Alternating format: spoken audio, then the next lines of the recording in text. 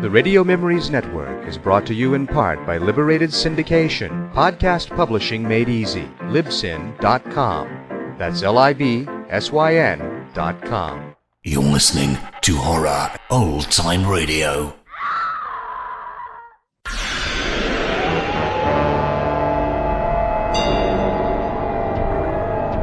As Van Helsing and John Seward struggle to save Lucy's life from the mysterious illness which assails her, at Seward's asylum, Renfield's behavior becomes even stranger. Dracula.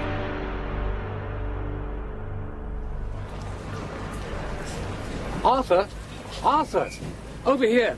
I have a cab waiting. Hurry! Is your man here? He is here. And he is afraid. I saw it in his eyes. I've never seen it before. Oh, Lucy. In the best of hands.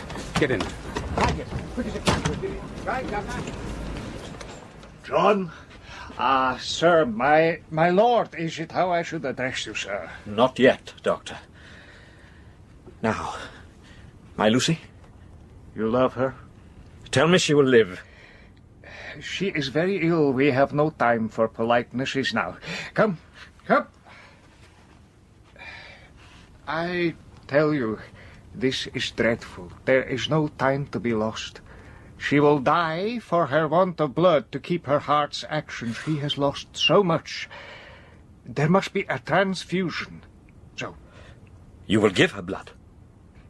You will give her blood, Sir Arthur. John, you may assist me. Of course. Come along. Oh, God! So pale. Like... Alabaster, yes. She is on the edge, dear friend. Come. You are to help her. Your courage is the best help. I will give my life for her, sir.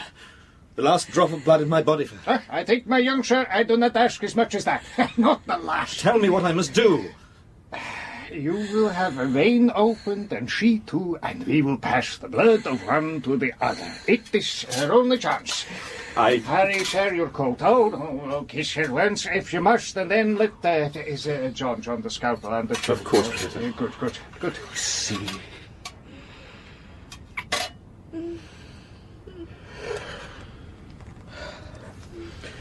Very well.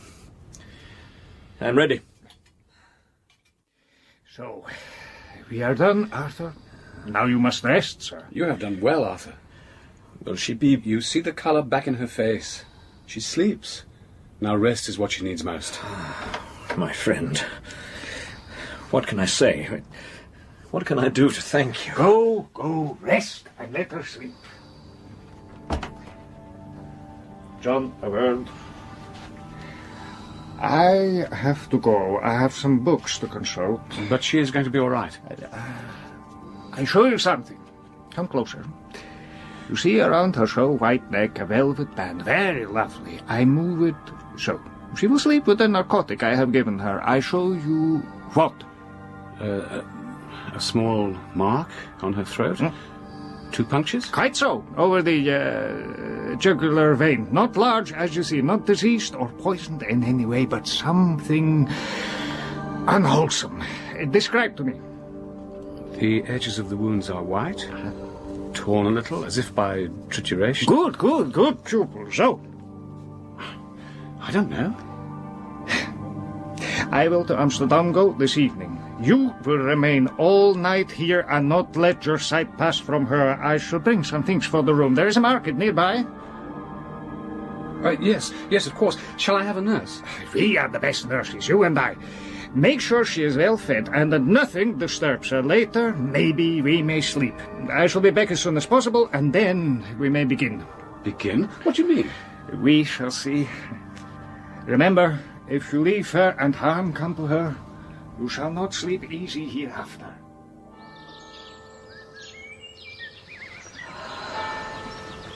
Oh, my arm. My arm is... Gently now, Lucy. It is bandaged, that's all. I feel awake for the first time for months. Where is Professor Van Helsing? He has gone back to Amsterdam. Oh, excuse me. He will return very soon, he said. Oh, that's smell. What is it? Oh, I believe there's some joke here. There's garlic round my bed and garlic flowers. Horrid smell. You must not move them. On your life, Lucy. He said there is a virtue in these common flowers. Wear them as a protection, he said. A protection from what? I don't know. I only know he begged me to ensure that you kept them here, close, and that you did not open the windows. He insisted that I warn you not to open the windows which he has rubbed with garlic, nor to remove the flowers, even if the room becomes very close. I might begin to think he was working some ancient spell to keep out evil spirits. Well, nevertheless, please do not remove them. Oh, very well. Though I feel cured already. And you poor man, have you been watching me all night? I am told to watch you until he returns. I have my orders. This is silly, John. I shall be better now, you shall see. You must eat. And you must sleep. I have already told your mother that I shall be staying another evening at least.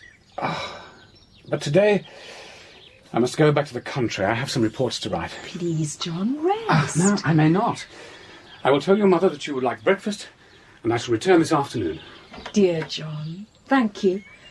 I shall write to Mina and tell her what good friends I am blessed with. I'll go and have a little talk with him. Wait outside, will you, just to be sure? Right you are, sir. Mr. Renfield, and how are you feeling this afternoon? You've been burning the candle at both ends, sir. You look tired out. I am tired, very. I've always been of the opinion that tiredness in a doctor is a dangerous thing, both for himself and for his patients. I had urgent business to attend to. May I beg a favour of you, Dr. Stewart? Certainly. Whatever happens, sir, please don't let them put me in a straitjacket, sir. Please. Sometimes for your own good. I'm trying to control myself, Doctor. I have to control. My master says I must. Your master? Oh, not for your understanding, sir. My master is close by. He will free me. He promised me. I see. No, I think not. You think this is Renfield being mad again, hearing voices, praised. I assure you it is not so. I assure you. Promise me I shall not be in the jacket. Promise me. I cannot promise. Help me! He's got a knife! Damn you, sir! Damn! Get off me! Get off! Get him off! In the corner! Get him! Mind the knife! Hold it! You're cut, sir. More blood than pain. What's he doing on the floor? Oh, God! He's licking up the spots of blood. Oh, God, no. You're lucky to be alive, John. Oh, no, I was to blame. He was so calm, so gentle. I really felt I was talking to a perfectly normal person, and then suddenly he was at me like a demon. John, can we please let the smell of this garlic out of the room? Open the window for a moment or two, please. The smell is so strong. No, I dare not. Forgive me. My professor will be furious. So, time to sleep, Lucy. I shall sit here, and tomorrow Van Helsing will be back, and then I may get an hour's sleep myself, perhaps. You need to rest, at least. There's a room off this one. You can surely lie on the sofa there and be near enough to satisfy your old teacher. No, Van Helsing insisted. I know nothing would induce you to sleep while there's a patient on the horizon. I shall call out if I need anything. I shall not rest easy if you insist on sitting in my room. Please. Oh, very well. I admit I am exhausted. It is nearly 3 days since I slept.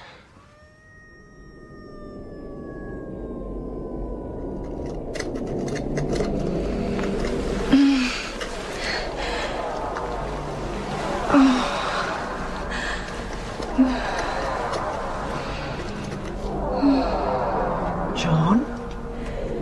Lucy? Lucy. Oh, darling child. No wonder you can't sleep. It's like a furnace, and the smell of garlic is disgusting. Now, out it can go.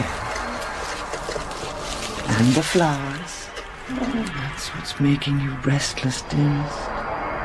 I'll take them out. I'll just peep in on Dr. Seward, Poor, worn-out man. I'll open the window. Let some air in. Let them sleep.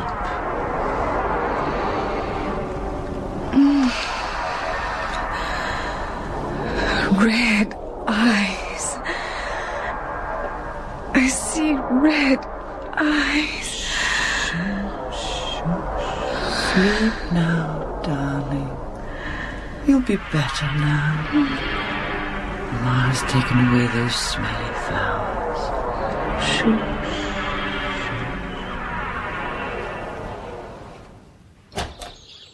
Yes, sir? Good morning. Announce from Helsing, if you please, my dear child. Yes, sir. No need. Please come in, sir. Come in and hear our good news. My dear Mrs. Westenra, you two are looking less tired. Because your patient is sleeping like a babe. I didn't go in case I disturbed you. Ah, so? Good. I thought I had diagnosed the case. My treatment is working. You must not take all the credit yourself, Doctor.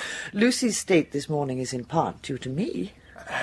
Explain yourself, please. I was anxious about the dear child in the night. Uh-huh. I went into her room and she was sleeping.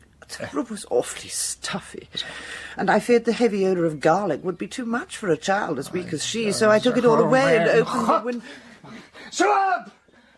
He was overcome with tiredness, Professor. He had to sleep. He couldn't help himself. Mrs. Westenra, would it be possible for me to have a cup of so nice tea? Of course. You see the child. Shut up! John Seward! John Seward! John Seward! John, I'm sorry. I couldn't help sleeping, sir. No. 3 nights is too long. So, what is to be done? Oh, what? Oh, look at the child. What have we done to be so... This is a pagan thing, John. The poor mother doing what she knew nothing of. We must not tell her what she has done, or it will kill her for sure.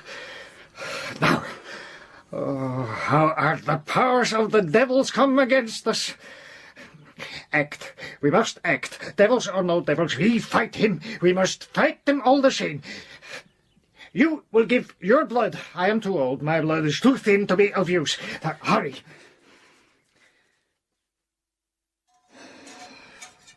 Too late. Too late. Too late. Lucy! You see, the flowers gone and the window open. Wait. She has a little life in her. Lucy! So, first gain is ours. I see not light in life over her horizon. She is breathing now, Sir Arthur. The shock will kill the mother. Send one of the maids to look after her. We must consult what to do. I'll see how her mother is. I trust Lucy in your hands. Professor, have you seen the wounds at her throat? They are horribly white and mangled. God, cover them before Arthur sees them. We need more blood. Arthur cannot so soon give again. We need more. Arthur sent me in. He's looking pretty rotten. Oh, my God. Who the devil are you? We can provide the blood between us. Quincy, just in time. 5th Cavalry, that's me. What do you want? Blood!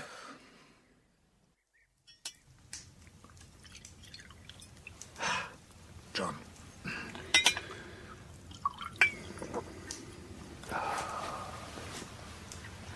The others? Sleeping. Lucy? Asleep. Is she better?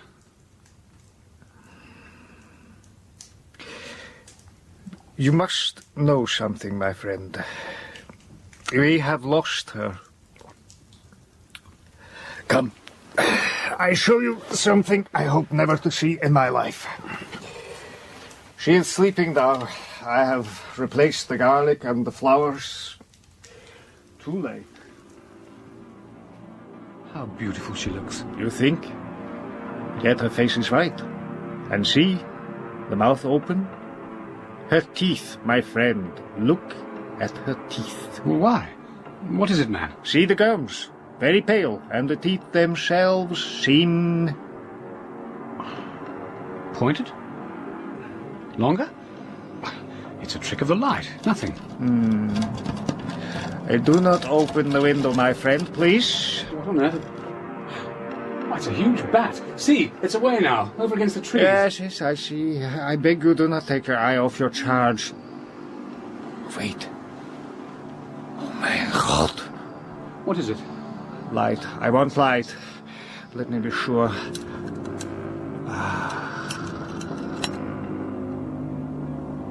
Look, my boy. Before I cover her neck. Look! But they have disappeared. The marks, the holes. They've absolutely disappeared.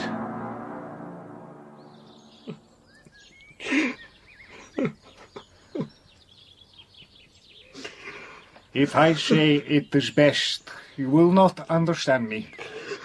But I tell you, it will not be long now. It will be much difference, mark me, whether she dies conscious or in her last sleep. Oh, Lucy!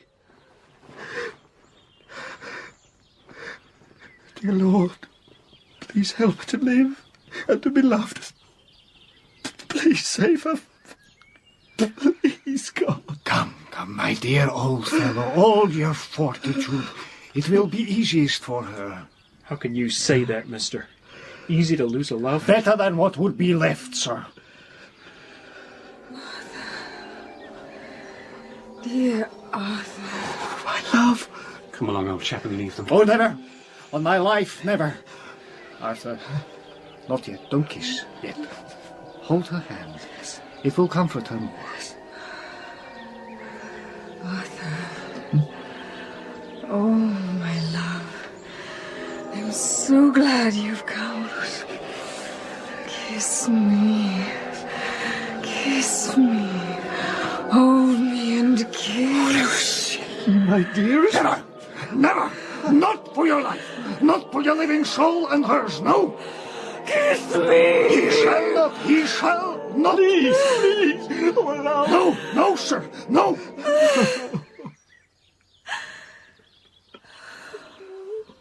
Sir, thank you, my true friend. Guard him. Give him peace. I swear it. Come, Arthur.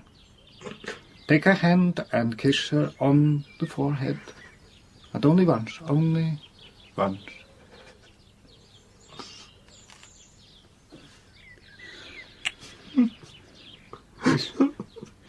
We thought her dying whilst she slept, and sleeping when she died. Oh, well, poor girl. There is peace for her at last. It is the end. Not so, alas. It is only the beginning.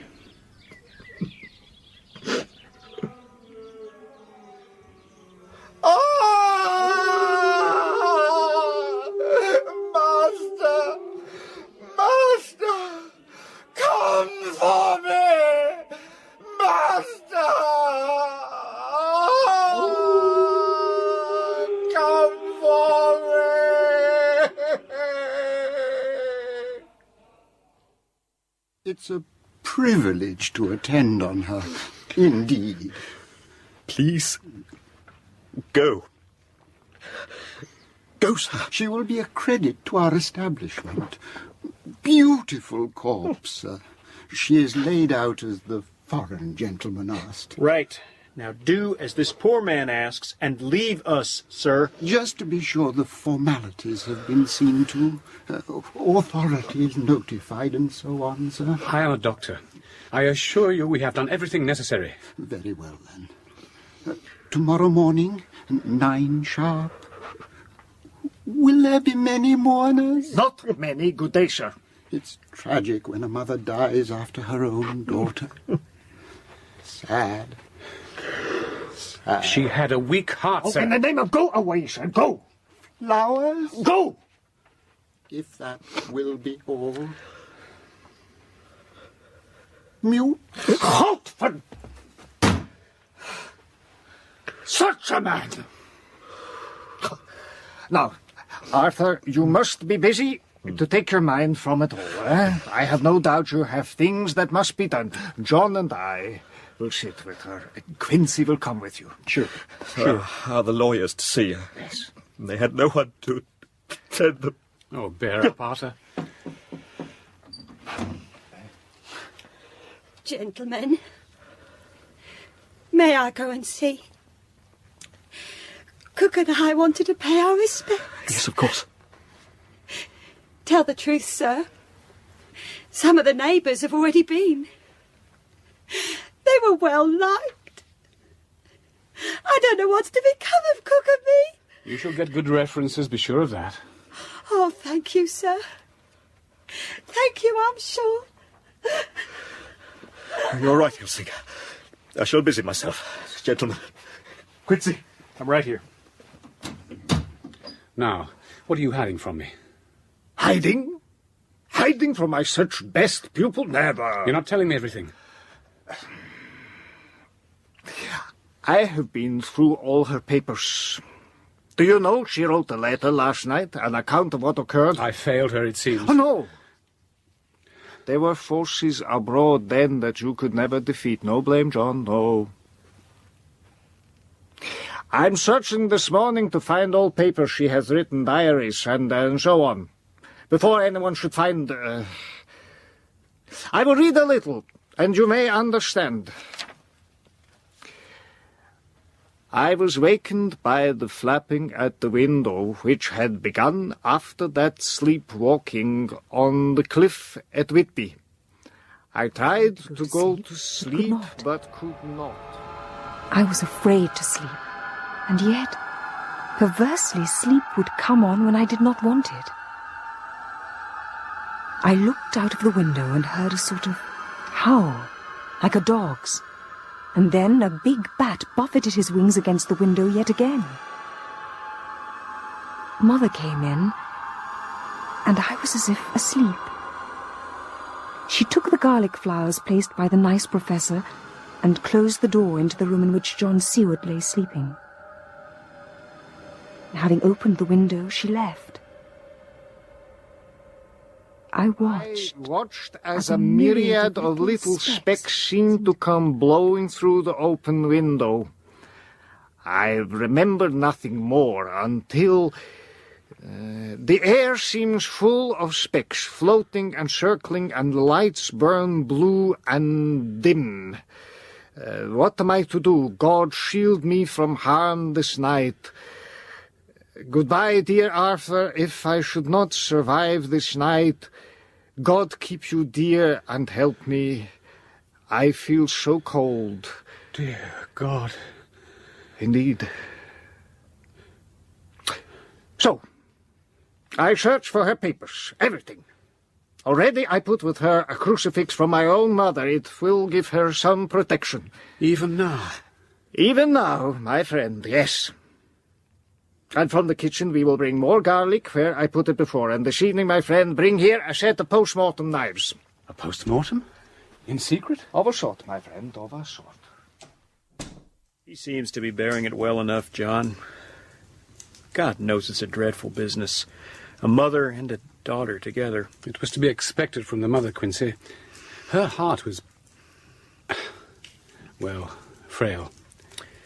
Is he about? The professor? He's just gone in to sit with her. All night? Is this some old English custom, or what? Well, he says it's to protect her. My word, but he is a strange man. Professor, please don't shout so. Took what? Shout! I shout that... The poor girl left defenseless. Too late for your knives and your post-mortem and... Someone took the crucifix from the dear girl. Too late now for protecting her. Now we have lost her. Now we must, with all haste, to the burial, and then, after watching, waiting, praying... Arthur, I have grown to love you, my dear boy. I have a favor to ask you. If it concerns my dear Lucy, I know she trusted you. I do the same, sir. I ask permission to read Miss Lucy's paper and letters, and not from idle curiosity. She would have approved, I believe. I have them with me ready to return if you insist. I will not show them to you yet, or to a soul, but through them I can see into her soul. You must do as you think right. You will tell me when the time is right?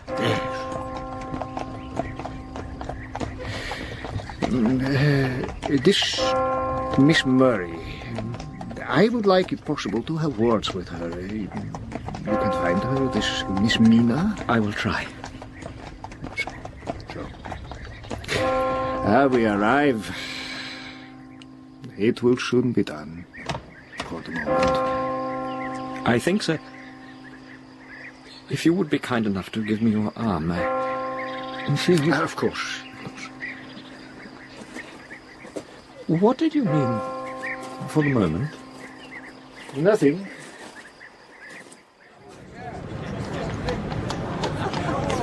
Oh, Jonathan, darling, you wear me quite out. I'm so happy, my dear Mina, for the first time since that dreadful night. No, Jonathan, not a word about it. Just thank God for the generosity of dear Mr. Hawkins. We have been so lucky, my darling. I never thought to be left the whole practice and the house. It was generous indeed. So, I know he would not be unhappy for us to celebrate. We shall walk in Green Park, take in a theatre perhaps, and then dine at wherever Mrs. Harker shall decide. Mrs. Harker. Oh, I like the sound of that so much. Mrs. Harker. Oh, Jonathan, to tell the truth, I would like a quiet evening with you, and nothing more than a turn in the cathedral close at home in Exeter, and you playing the piano for me. Jonathan? Jonathan, are you listening? What is it? The other side of Piccadilly. On the corner. Under the lamp. See the man in the doorway watching. See the tall old man with the girl. The beautiful young girl in grey and silver, huh? Behind them, see. Standing. Watching them. The man with the pale face, yes. You know him, my dear. I am sure it is he. The man himself. I swear it. Count Dracula. But somehow changed. Jonathan, dear, we have done too much. You're overtaxed. I know what I am seeing. The dreadful thing is, see, he moves closer as they get into that cab. He follows after. Dear God. The dreadful thing is, he's younger. Years younger. God, help me.